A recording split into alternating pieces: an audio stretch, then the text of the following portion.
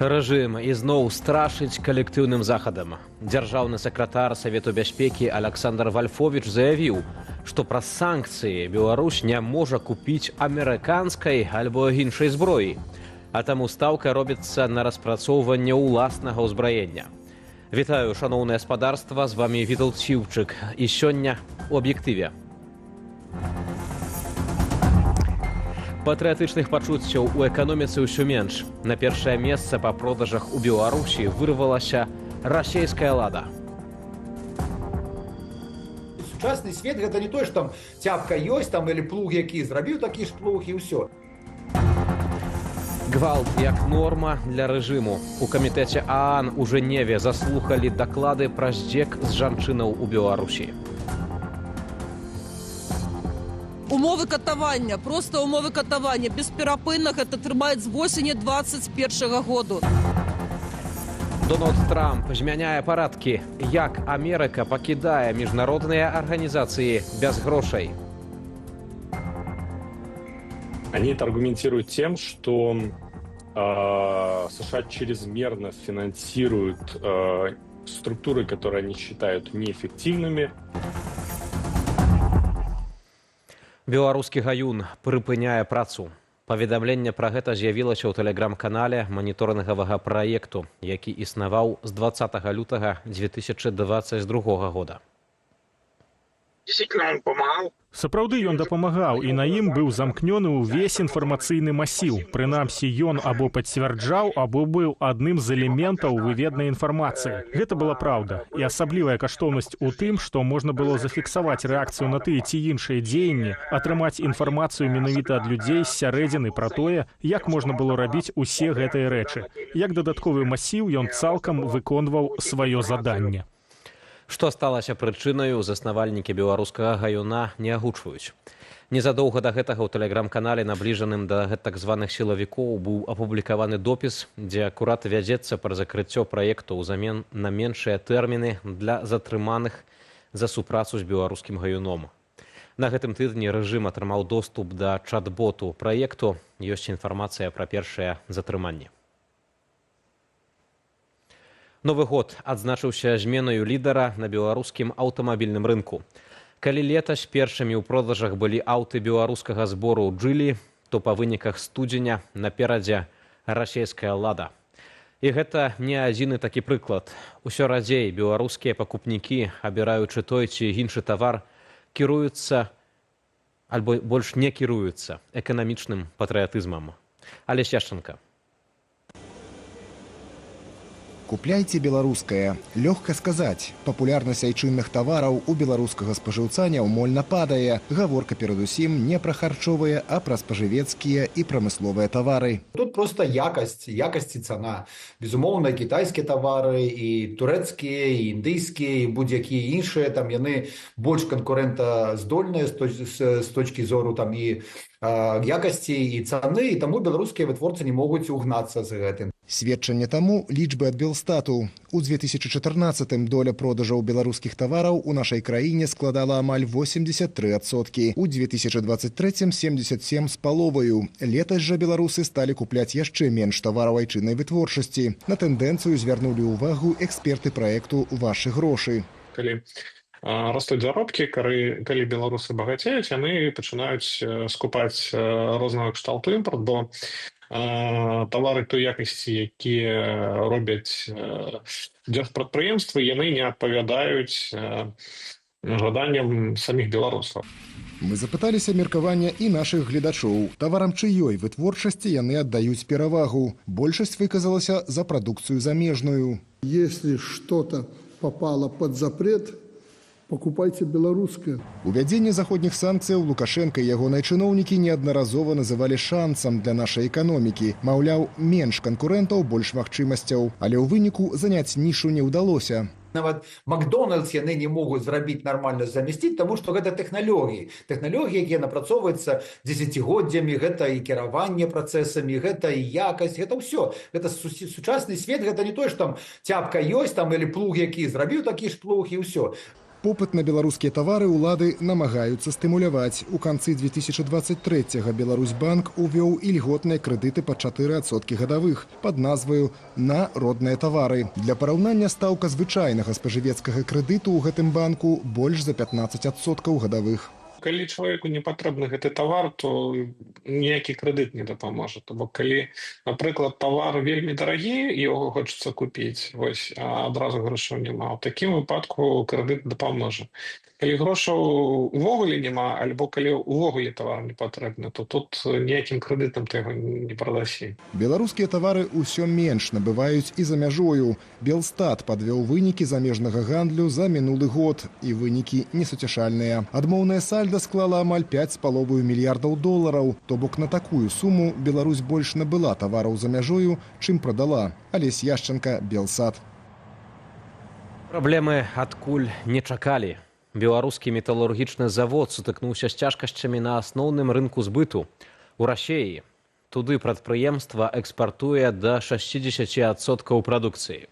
Але праблема ўзнікае праз адсутнасць магчымасці фармаваць цэны. Пра гэта заявіў намеснік генеральнага дырэктара заводу Анатоль Волкаў. Летась БМЗ скончыў з ростам вытворчасці. Выпушчана больш за 2 мільёны тонаў сталі, прырост у металакордзе склаў амаль 8%. Аднак попыт на гэтую прадукцыю ў Расіі ў канцы года знізіўся. Таму, падкрэсліў Волкаў, сёлета прадпрыемства засяродзіцца на дыверсіфікацыі замоваў і пошуку новых кліентаў.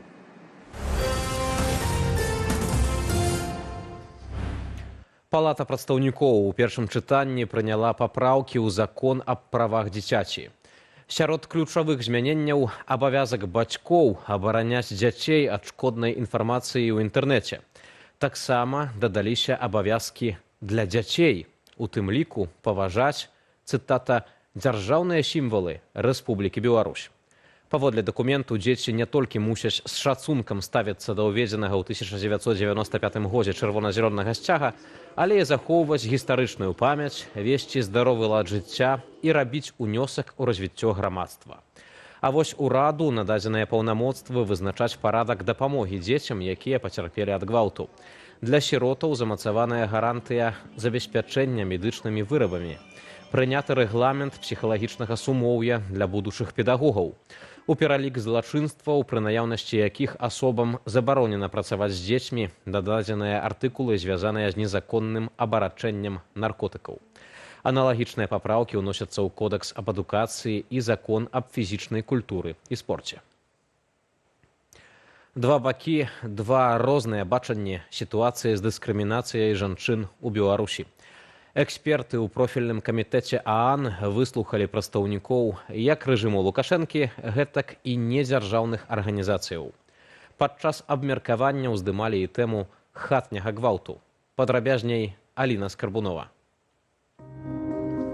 Штогод каля 15 тысяч ахвяраў хатняга гвалту звяртаюцца па дапамогу ў беларускія сацыяльныя цэнтры. Гэткія звесткі прагучалі ад прадстаўніцы афіцыйнага Менску Ларысы Бельскай у камітэце ААН у справе ліквідацыі дыскрымінацыі ў дачыненні жанчын. Для обеспечения временного приюта для женщин и девушек, пострадавших от домашнего насилия, развивается сеть кризисных комнат. В 2015 году их было 105, в прошлом году мы насчитывали уже 134 кризисных комнаты.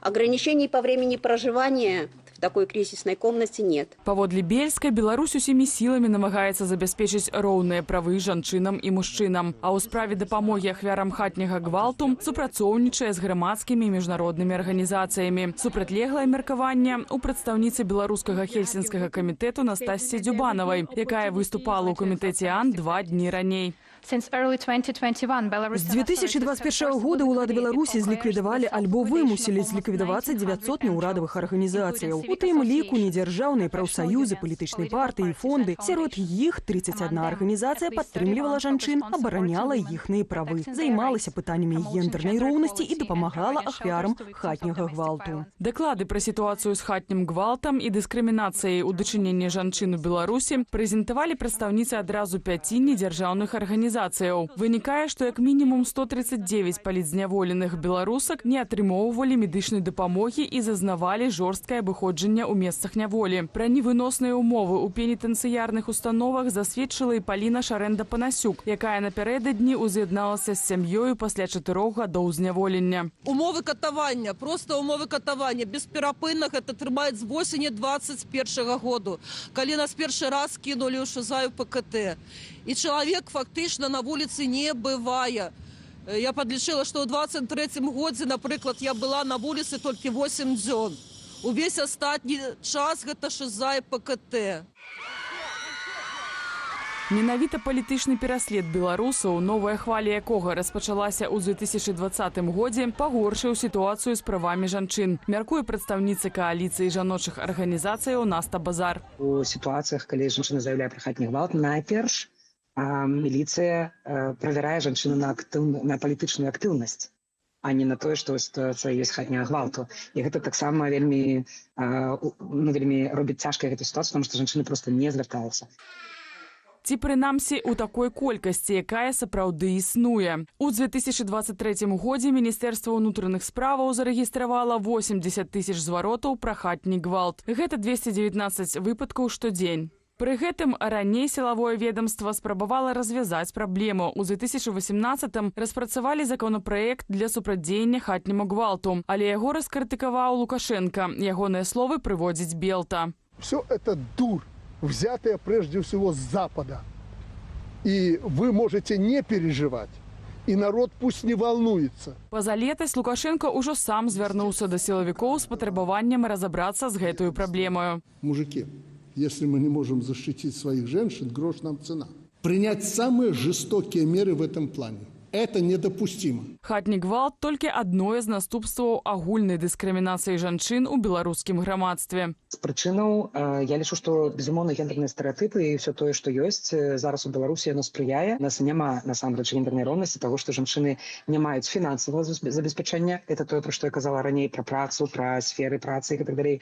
Не маюць дастаткова абароны. У выніку паседжання адмыслоўцы АН чарговы раз выказалі занепакоенасць узроўнем гвалту ў Беларусі. Ды задэкларавалі, што ў нашай краіне мусіць паўстаць інстытут правоў чалавека. Аліна Скрабунова, Белсат. Чарговыя драконаўскія выракі палітычным вязням. Суддзя Сергей Епіхаў пакараў Паўла Вабішчэвіча і Андрэя Зіненку да 23 і 12 гадоў пазбаўлення волі ва ўмовах узмоцненага рэжыму. Мужчынаў засудзілі за нібыта спробу падарваць чыгунку каля стоўбцаў і прызналі вінаватымі адразу паводле некалькіх артыкулаў, сярод якіх здрада дзяржаве. Паводле версіі абвінавачвання Павел Вабішчэвіч і Андрэй Зіненка перадавалі звесткі Службе бяспекі ўкраіны ў 2023 годзе. Акрамя таго, Вабішчэвіч павінен быў выканаць заданне ўкраінскіх спецслужбаў закласці выбуховае прыстасаванне на чыгунцы. Мужчынаў затрымалі летась і змусілі зняцца ў фільме прапагандысцкага каналу АНТ. На апублікаваных кадрах відаць, што Зіненка мае сляды пабояў. Памежны камітэт назваў лік украінцаў, якія прыбылі ў Беларусь з пачатку года, не ўдакладняючы, ці не ідзецца пра транзіт. Затое рэжым Лукашэнкі працягвае настойліва клікаць грамадзянаў суседніх краінаў наведваць Беларусь. Дзеюць адмысловы бязвіз, з якога найчасцей карыстаюцца літоўскія грамадзяне. Ян Федарович. Незважаючы на небяспеку, украінцы ездзяць у Беларусь. Паводле памежнага камітэту з пачатку года нашу краіну наведалі болей за 7,5 тысяч грамадзянаў Украіны. З моманту поўнамаштабнага ўварвання колькасць перавышае 300 тысяч асобаў. Мы мусім разумець, што вялікая колькасць украінцаў апынулася ў акупацыі. Як яны перамяшчаюцца па тэрыторыі Расіі і Беларусі, мы не ведаем.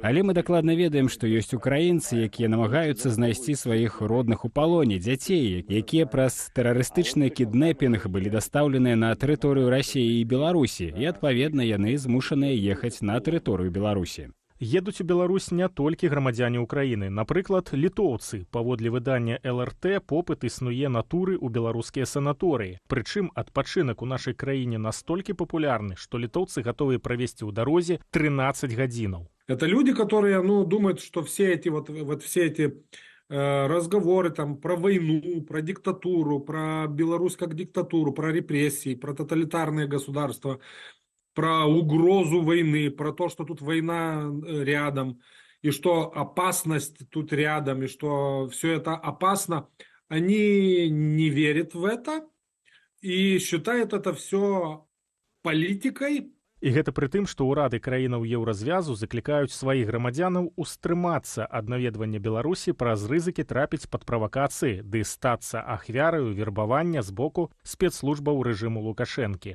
Ты едешь в авторитарную, теперь уже можно сказать тоталитарную, близко к тоталитарной стране, которой является современная Беларусь, так и ты едешь из страны, ты граждан страны, которая эта страна, это государство считает врагом. Конечно, ты автоматически ставишь себя под удар, ты сам влезаешь в зону стопроцентного риска. Што наконт наведвання Беларусі думаюць жыхары Вільні? Это опасная страна.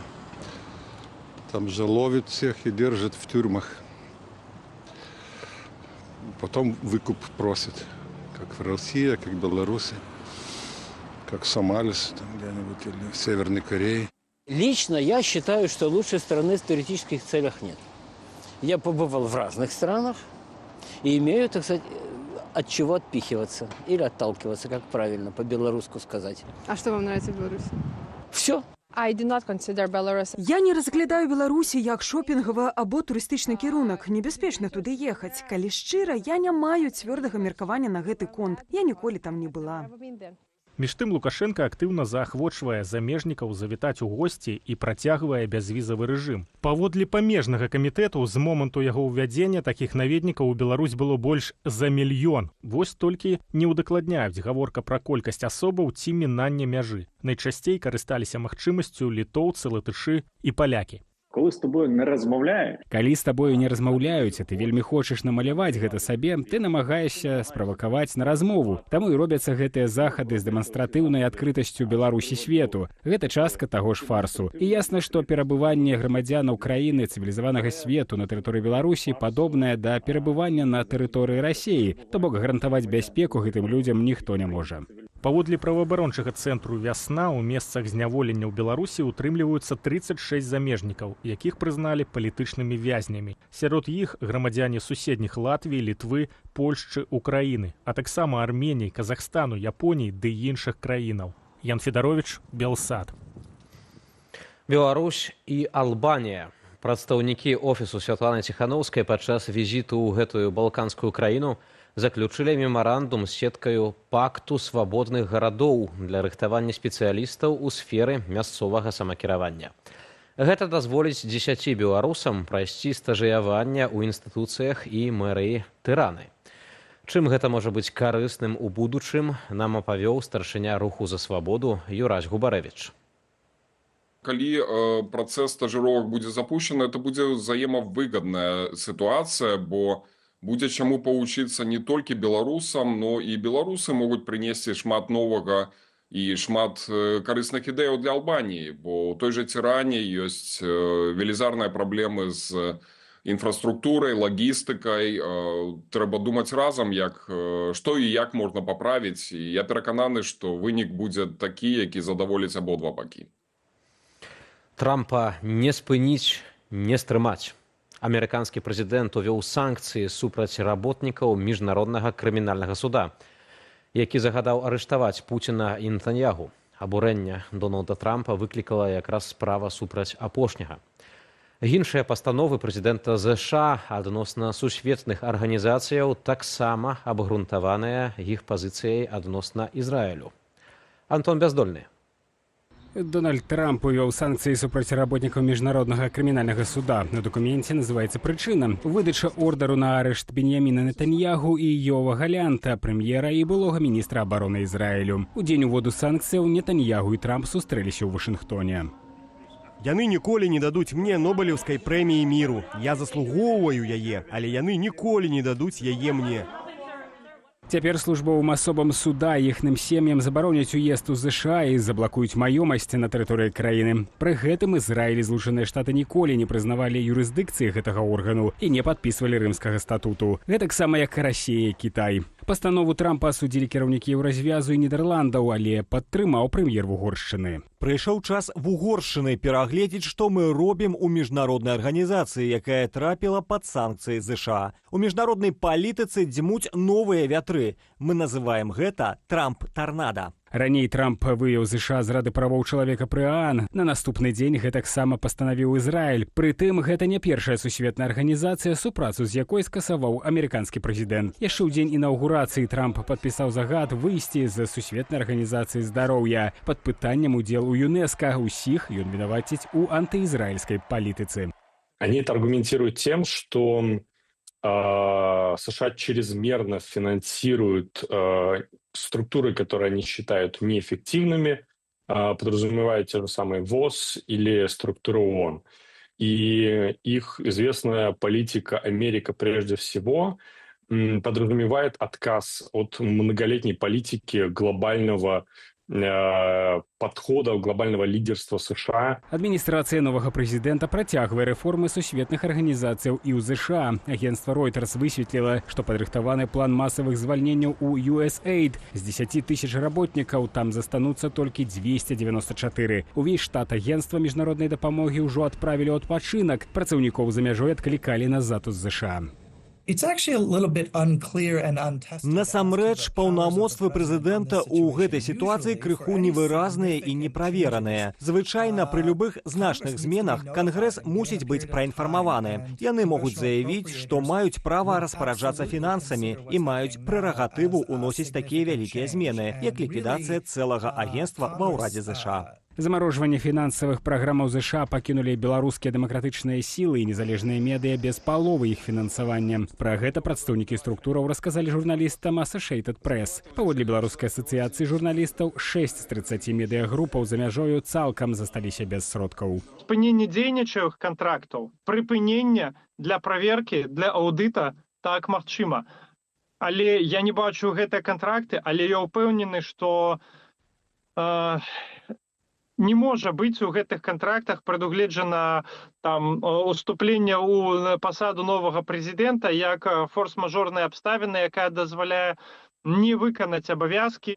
Паводле крыніцаў Associated Press, блізкіх да дэмакратычных сілаў пад пагрозаю закрыцця цяпер яшчэ да 80 праваабарончых групаў. Галоўны дарадца Святланы Ціханаўскай, Фрэнак Вячорка, у размове з агенцтвам запэўніў, трывае экстраны пошук сродкаў для медыяў ды ініцыятываў у еўрапейскіх краінах. На пачатку тыдня Еўракамісія ўжо анансавала вылучэнне дадатковых 3 мільёнаў еўра для незалежных беларускіх і расійскіх медыяў. Антон Бяздольны, Белсат. Спадарства, яшчэ больш навінаў у нашым тэлеграм-канале, на які вы можаце перайсці праз QR-код на вашых экранах. Калі для вас гэта бяспечна, падпісвайцеся і чытайце інфармацыю, якую рыхтуюць нашыя калегі. Таксама заахвочваю зазіраць на нашу інтэрнэт-старонку belsat.eu. Аднак перадусім памятайце пра ўласную бяспеку. А ўжо зараз мы прэзентуем некалькі артыкулаў з нашага сайту Belsat Online праз імгнення.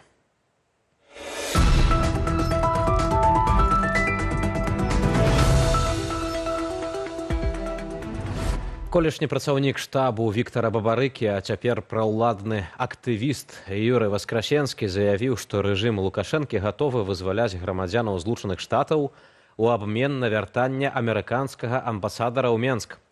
Ці сапраўды рэжым гатовы наладжваць кантакты з Вашынгтонам і што ўзурпатар хоча атрымаць узамен?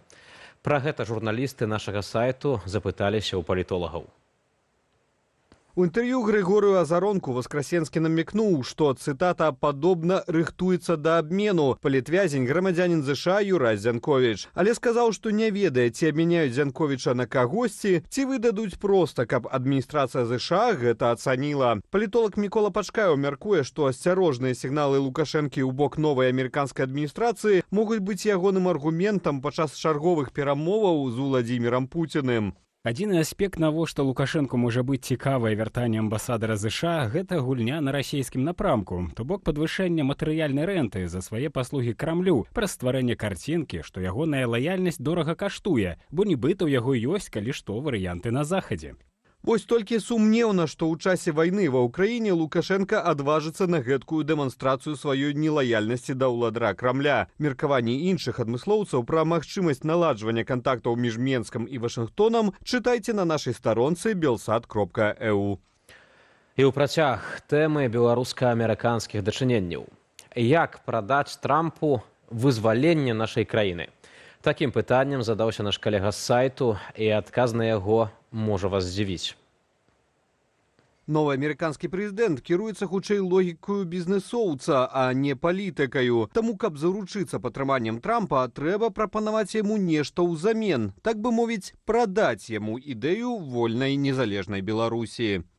Лёгкая перамога тое, што ўкладваецца ў два словы і можа зацікавіць Трампа. Ён бачыць сябе міратворцам і яднальнікам, хоча залагодзіць даўнія канфлікты за 24 гадзіны. Можна запітчыць яму крызіс у Беларусі як канфлікт, у якім можна і хутка і нядорага займець статус міратворца і заяўку на Нобелеўку. Вольная Беларусь – відавочная параза для Расіі, санкцыі, мыты. Вось не захоча Владзімір Пуцін па-добраму, можна забраць у яго Беларусь. Пра тое, як беларускія дэмакратычныя сілы мусяць выбудоўваць стасункі з новай адміністрацыяй Белага дому і пры чым тут Леонардо Ді Капріо, чытайце на нашай старонцы belsat.eu. Так званыя сілавікі атрымалі доступ да чат-бота маніторынгавай групы «Беларускі гаюн». У небяспецы ўсе, хто пісаў паведамленні і падаваў хоць якія-небудзь звесткі. Нашыя калегі з belsat.eu сабралі парады IT-адмыслоўцаў, як можна зачысціць свой след камунікацыі. Паводле кібербівер і кіберпартызанаў, галоўная небяспека – гэта ID вашага тэлеграму, які немагчыма змяніць. І акурат праз яго сілавікі і могуць выйсці на аўтара паведамленняў. Таму найперш трэба тэрмінова выдаліць акаунт і стварыць новы, найлепей на іншы нумар. Бо замена нумару ў дзейным акаунце не дапаможа, калі дасюль ён не быў ананімны. Таксама кіберпартызаны папярэджваюць, VPN не гарантуе поўнай бяспекі. Болей парадаў у матэрыяле на сайце belsat.eu. Чаго чакаць сёлета ад беларускай эканомікі? Мая калегі разам з эксперткаю даследчага цэнтру БРОК Настасіёй Лузгіной прааналізавалі даклады топ-менеджераў Нацыянальнага банку. За год цэны ў Беларусі выраслі на 5,2%, пры прагнозе 6%. У Нацбанку зазначаюць, што выканалі план дзякуючы нярынкаваму дзяржаўнаму рэгуляванню. Сярод праблемаў, з якімі сутыкнулася эканоміка, адмыслоўцы азначаюць слабую дыверсіфікацыю гандлю і рэзкі рост закрэдытаванасці грамадзянаў ды прадпрыемстваў. Якую тактыку абярэ Нацбанк на 2025 год? І што трэба зрабіць, каб яна спрацавала? Чытайце на нашым сайце belsat.eu. Новая ступень кантролю. Лукашенка зноў прапануе, каб прызначэнне кіраўнікоў прыватных прадпрыемстваў узгаднялі з выканкамамі. Ужо неўзабаве ініцыятыву ўзурпатара могуць аформіць заканадаўча. Навошта гэта робіцца і што з гэтага можа вынікнуць, глядзіце ў праграме «Белсат Зум» з Віталём Бабіным. Я ж на сёння развітваюся і зычу добрых выходных.